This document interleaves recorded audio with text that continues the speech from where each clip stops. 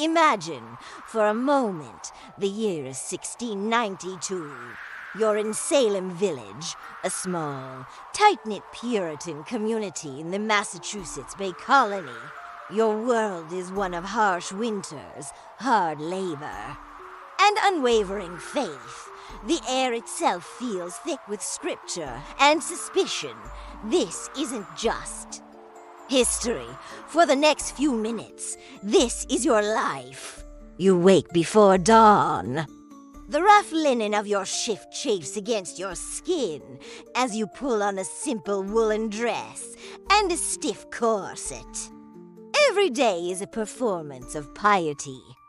Your bonnet must be tied just so, your expression somber, your words carefully chosen. In a world where goddess will is seen in every sunrise and Sataness influence in every shadow, any deviation from the norm is a risk. A sideways glance, a muttered complaint, or a moment of private joy could be misinterpreted. Your days are a cycle of grueling chores. You knead dough until your knuckles are raw. Churn butter until your arms ache. And scrub floors with sand and water. But it's not just the work that wears you down. It's the constant observation. Your neighbors are your judges. Did you gather herbs from the forest? Perhaps for healing, or perhaps for something more sinister. Is your cow producing more milk than theirs? A sign of God's favor, or a pact with the devil? The line is terrifyingly thin. Fear is a constant companion, stitched tighter than the corset around your ribs. It's in the whispers you overhear at the market, the sudden silence when you enter the meeting house. It is in the way the minister's sermon on damnation seems to be directed right at you. You learn to live small, to make yourself invisible. You pray louder than everyone else. You confess your smallest sins with theatrical guilt. You nod in agreement even when you don't understand. Survival is a masquerade. Let's say one evening, a neighbor's child falls ill with a fever. The doctor, with his limited knowledge, can find no natural cause. He mutters about an evil hand. The child, delirious and pressured by panicked adults, names you. Maybe it's because you once shooed them out of your garden. Maybe it's because they saw you talking to your cat. The reason doesn't matter. The accusation is a spark in a tinderbox. Suddenly, you are no longer a neighbor. You are a threat. The constable arrives at your door. Your home, your sanctuary, is violated. They drag you from your family, your protests lost in a chorus of condemnation. You are thrown into a cold, damp gaol, a place filled with the stench of despair.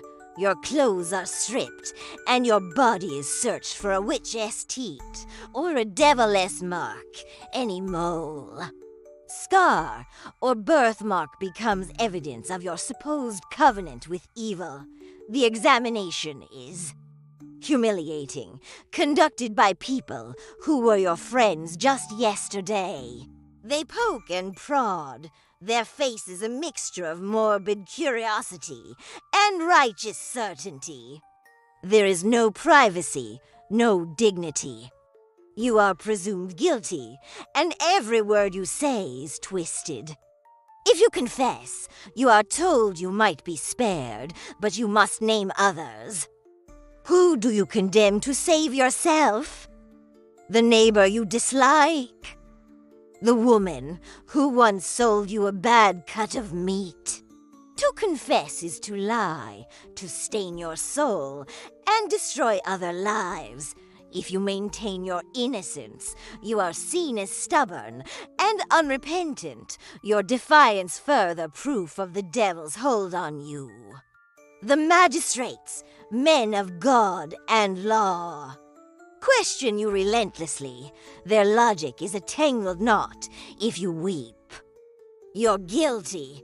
If you don't weep, you're a hard-hearted witch. If you faint from stress, it's the devil striking you down. If you stand firm, you're emboldened by evil. There is no escape. Your trial is a spectacle. The meeting house is packed. Your accusers, mostly young women, riff and scream on the floor, claiming your specter is pinching and tormenting them. This spectral evidence, the idea that your spirit could leave your body and do harm, is accepted as fact. You stand there, shackled and exhausted, watching this theater of hysteria, powerless to stop it. Your good deeds, your years of quiet piety, your reputation, they all vanish. You are what they say you are. The verdict is inevitable. Guilty. You are sentenced to hang. As you are led to Gallows Hill, you see the faces in the crowd. Some are filled with righteous fury, others with a chilling satisfaction. A few, you notice, look away, their faces pale with a fear that you recognize all too well. They are afraid that they could be next. Standing on the scaffold, the rope rough against your neck, you look out over the village that was your home. You see the fields you helped to till, the church where you prayed for salvation.